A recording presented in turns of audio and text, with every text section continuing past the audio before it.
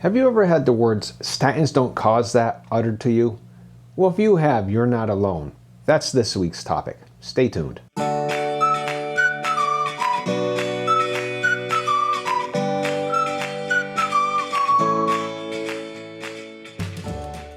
When it comes to talking about statin adverse effects, there's a fundamental problem here. So take a look at this diagram. You may recognize it if you were brought up in the United States when I was, and educated in the United States when I was. You were shown this in grade school. It's called a Venn diagram. And in it, each of the circles represents the source of symptoms, either statin adverse effects, age-related symptoms, or other causes of symptoms. And the basic problem here is almost all statin adverse effects fit into the overlap areas. Statin adverse effects really mimic age-related symptoms quite a bit, to the point where I would say there's really almost nothing new introduced by statins. The area of statin adverse effects that are unique to statins is empty for all practical purposes. I mean, even something like rhabdomyolysis. It exists, it has existed before statins came along. Statins just increase the probabilities of it happening. It's probably true of a lot of medications.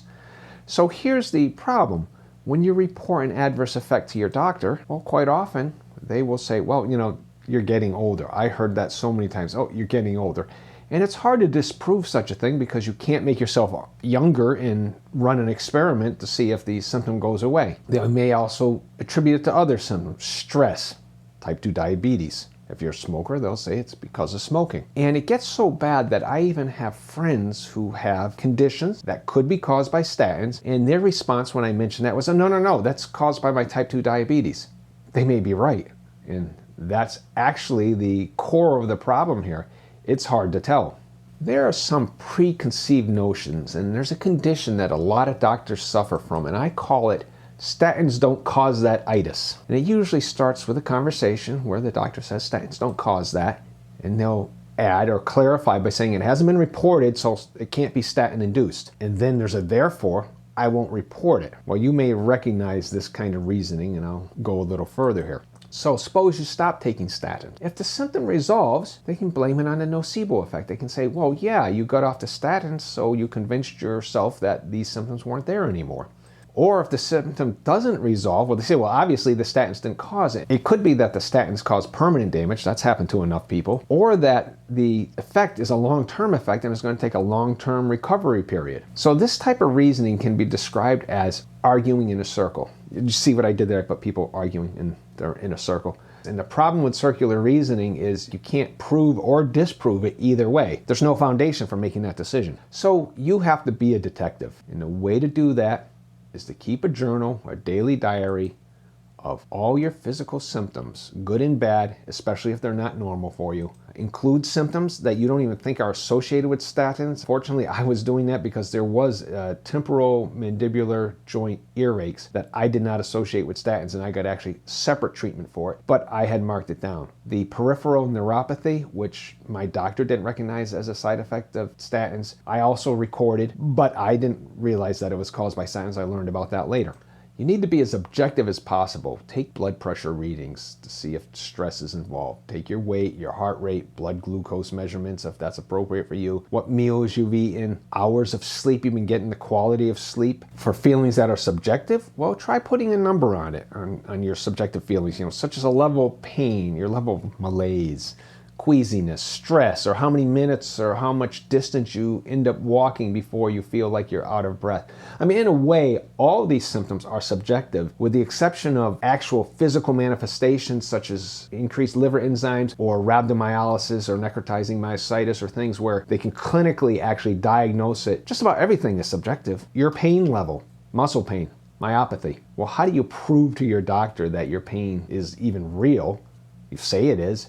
So in that sense, it's subjective. When I say subjective, I don't mean in any way to downplay it or say it's therefore not real.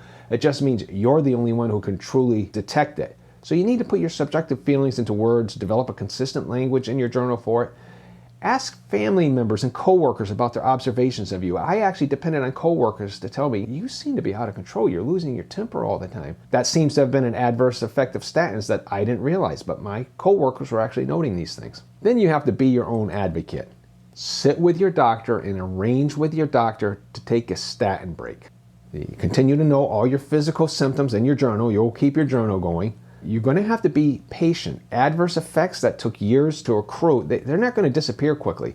Some of my effects took years before I recognized them. They broke into my consciousness that, hey, something's wrong here. And I didn't associate those symptoms with statins for many, many years. Also, you may have withdrawal effects. That's not very well known. And in fact, it was withdrawal effects that first made me aware that statins were doing things to me. Things may get worse before they get better for you during this period. So don't think that, oh, I got off statins and now I feel worse. It takes a while. You need to have a criteria for evaluating the results of this experiment. You have to have a clear idea of what constitutes proof of statin adverse effects.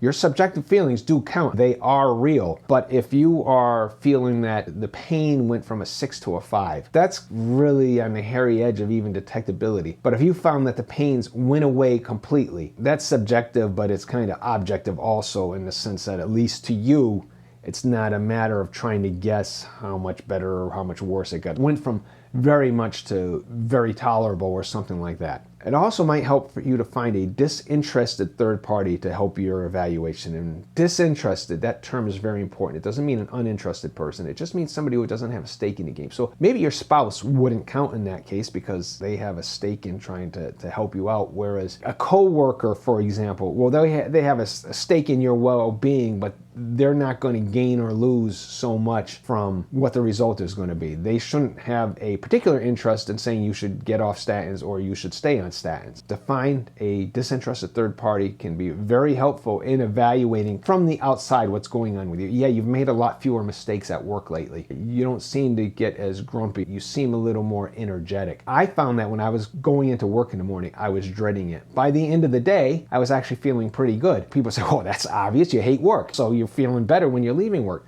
But it was more than that. It was a queasiness. It was this general feeling of cognitive problems. And what was happening was I was going home, I was eating dinner, and before going to bed, I was taking a statin, and by the morning, that had worked into my system, and I was feeling crappy in the morning again. I have the journal entries to show that was happening. And when I got off statins, after I got past that period of withdrawal, things started getting objectively better, subjectively, I don't know what to call it, but things were getting better for me. So this is what you'll have to do in order to beat this thing if you have statin adverse effects. And you're the one you have to convince. You may never convince your doctor. I don't think I ever did convince my doctor until I said muscle pain. And then the doctor was, oh, good. It was almost like I had passed the test. By saying muscle pain, they were allowed to, by standards of care, say that's a reason to get this person off statins. They weren't going to get me off statins because of cognitive problems. Though one of the doctors, one that I went to later, did say, yeah, that's a known adverse effect. At least the FDA has recorded that. So then it comes time to make a decision. Do you want to stay on statins? Do you want to get off them? Are they causing your adverse effects, or are they not causing all these weird symptoms you have? Well, I don't have a good general cookbook instruction on how to make this decision. So maybe if we just look at the evolution of my decision, that might be helpful. First, I was under the influence of a doctor who said, well, yeah, sometimes these things happen. Let's change your statins. So I played a game of what I call statin roulette. I wasn't as well informed on statins as I am now. Back then, I was still following the doctor's orders and being the not well-informed patient.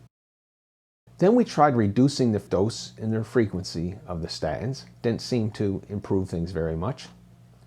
We tried non-statin cholesterol-lowering agents, ezetimibe, such as Zetia, and niacin. And there were different adverse effects under the niacin. Under Zetia, I actually had a lot of the same effects, which leads me to believe that maybe these were effects of cholesterol lowering as opposed to directly chemical action of the statins, except insofar as they lowered cholesterol. And that's a topic for another video, the different mechanisms by which you might get adverse effects, and maybe I'll do that next week. And then finally, I just stopped all cholesterol lowering completely. The only number that they've actually ever expressed a concern about is the LDL and, by extension, my total cholesterol. My HDL has worked up to be better than it was before. Lp(a) is very low. High sensitivity C-reactive protein, very low. So most of the signs are good. There's a few others that I can take. And as a matter of fact, That's still on my to-do list, is to get a CIMT and a CAC score. And again, I have to have a serious discussion with my doctor. It's coming up next month about whether we see value in taking these things. My current doctor actually understands all of this and understands that I won't be taking statins and understands why and accepts that. He may want to see the results of these things and may consider other sorts of treatments.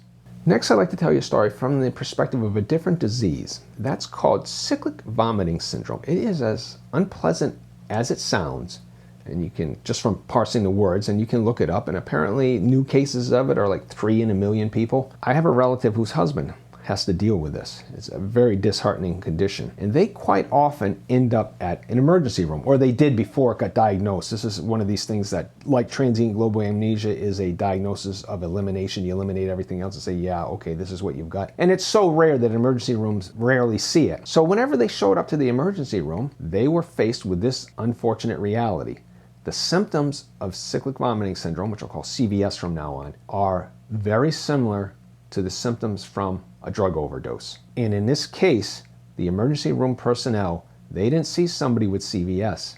In their mind, they were seeing somebody with a drug overdose, and his wife was his little enabler because she's a little bit younger than him, and that they were in there searching for drugs. So that was the problem. This is very unfortunate because statins are very similar to that, in that they're not wrong to say that these symptoms that you're having are very similar to aging, just like they're not wrong to say that these symptoms you're having when you've got CVS are very similar to a drug abuser. But when that's not the case, it's very disheartening and very difficult to deal with. And that's what you may be up against. So that's why you have to be your own detective and your own advocate. And I just wish you well in figuring it out, because it is important to truly figure it out, because it's possible that your peripheral neuropathy is from, say, type 2 diabetes if you have it. It's possible that a lot of these things, sleep pattern disruptions, are from stress. But it's also possible that, yeah, those may be the root cause, but the statins are actually amplifying it. That's another problem, is that I found that statins really amplify the symptoms that maybe you would have otherwise, or maybe it's a combination of the statin plus your age, or the combination of the statin plus the stress you're under, or whatever it is. But really, the only way to resolve it is to perhaps get the statins out of your life. That's certainly what I did. I feel like the statins stole my 50s from me. I'm just glad to have my life back. And I hope that wherever your journey brings you, that you can have the kind of resolution that I've had. So that's all I've got for today. Thanks for listening. And if you appreciate this content, please like, share, subscribe. Those are all free. Hit the notification bell so you always know when I put up something new, but it's always going to be Friday mornings at 6 o'clock. And comment on this topic or any others that you'd like me to cover. And if you haven't seen this video, I recommend you take a look at it now. Thanks for listening.